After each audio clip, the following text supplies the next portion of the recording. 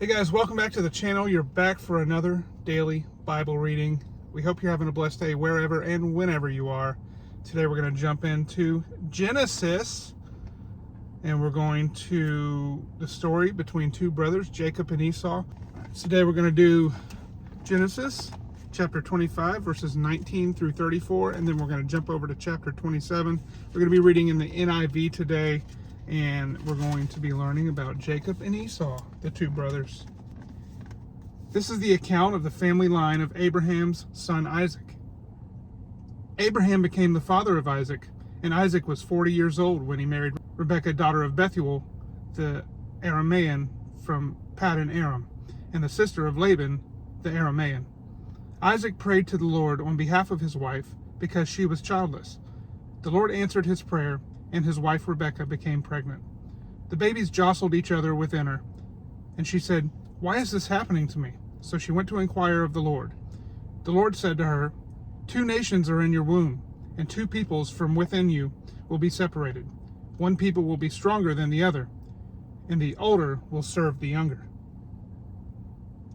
When the time came for her to give birth, there were twin boys in her womb. The first to come out was red, and his whole body was like a hairy garment, so they named him Esau. After this, his brother came out, with his hand grasping Esau's heel, so he was named Jacob. Isaac was 60 years old when Rebekah gave birth to them. The boys grew up, and Esau became a skillful hunter, a man of the open country, while Jacob was content to stay at home among the tents. Isaac, who had a taste for wild game, loved Esau, but Rebekah loved Jacob. Once when Jacob was cooking some stew, Esau came in from the open country, famished. He said to Jacob, "Quick, let me have some of that red stew. I'm famished." That is why he was also called Edom. Jacob replied, "First sell me your birthright." "Look, I am about to die," Esau said. "What good is the birthright to me?" But Jacob said, "Swear to me first." So he swore an oath to him, selling his birthright to Jacob. Then Jacob gave Esau some bread and some lentil stew. He ate and drank, and then got up and left. So Esau despised his birthright. All right, let's jump over to chapter 27. Again, we're reading in the NIV. And this is where Jacob takes Esau's blessing. When Esau was old and his eyes were so weak that he could no longer see, he called for Esau, his older son, and said to him, "My son." "Here I am," he answered. Isaac said, "I am now an old man and don't know the day of my death. Now then, get your equipment, your quiver and bow, and go to the open country to hunt some wild game for me. Prepare me the kind of tasty food I like, and bring it to me to eat, so that I may give you my blessing before I die." Now Rebekah was listening as Isaac spoke to his son Esau.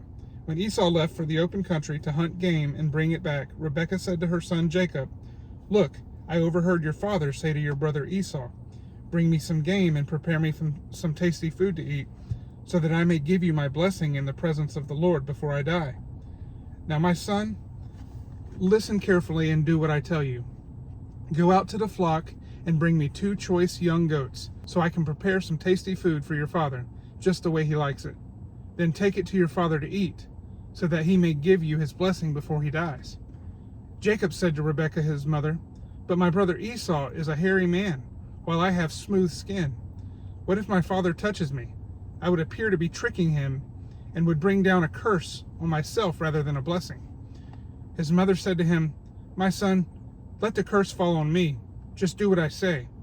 Go and get them for me." So he went and got them and brought them to his mother, and she prepared some tasty food, just the way his father liked it. Then Rebekah took the best clothes of Esau, her older son, which she had in the house, and put them on her younger son, Jacob. She also covered his hands, the smooth part of his neck, with the goat skins. Then she handed her son Jacob the tasty food and the bread she had made. He went to his father and said, "My father." "Yes, my son," he answered. "Who is it?" Jacob said to his father, "I am Esau, your firstborn. I have done as you told me. Please sit up and eat some of my game, so that you may give me your blessing." Isaac asked his son, "How did you find it so quickly, my son?" The Lord your God gave me success, he replied. Then Isaac said to Jacob, Come near so I can touch you, my son, to know whether you are my son Esau or not. Jacob went close to his father Isaac, who touched him and said, The voice is the voice of Jacob, but the hands are the hands of Esau. He did not recognize him, for his hands were hairy like those of his brother Esau. So he proceeded to bless him. Are you really my son Esau? He asked. I am, he replied. Then he said, My son, bring me some of your game to eat, so that I may give you my blessing.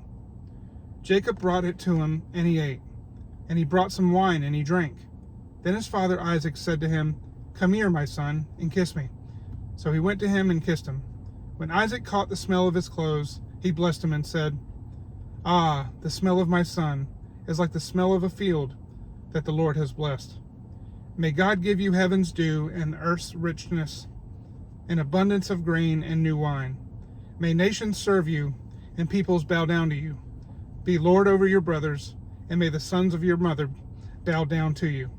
May those who curse you be cursed, and those who bless you be blessed.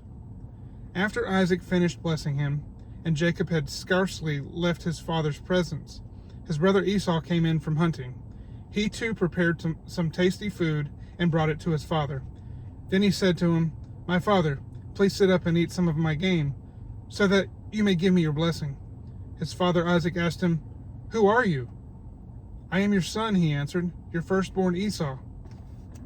Isaac trembled violently and said, Who was it, then, that hunted game and brought it to me? I ate it just before you came, and I blessed him, and indeed he will be blessed. When Esau heard his father's words, he burst out with a loud and bitter cry and said to his father, Bless me too, my father. But he said, Your brother came deceitfully and took your blessing. Esau said, Isn't he rightly named Jacob? This is the second time he has taken advantage of me. He took my birthright, and now he's taken my blessing. Then he asked, Haven't you reserved any blessing for me? Isaac answered Esau, I have made him lord over you, and have made all his relatives his servants, and I have sustained him with grain and new wine. So what can I possibly do for you, my son? Esau said to his father, Do you have only one blessing, my father? Bless me too, my father. Then Esau wept aloud. His father Isaac answered him, Your dwelling will be away from the earth's richness, away from the dew of heaven above. You will live by the sword, and you will serve your brother. But when you grow restless, you will throw his yoke from off your neck. Esau held a grudge against Jacob because of the blessing his father had given him. He said to himself, The days of mourning for my father are near. Then I will kill my brother Jacob. When Rebekah was told what her older son Esau had said, she sent for her younger son Jacob and said to him, Your brother Esau is planning to avenge himself by killing you. Now then, my son, do what I say. Flee at once to my brother Laban in Haran.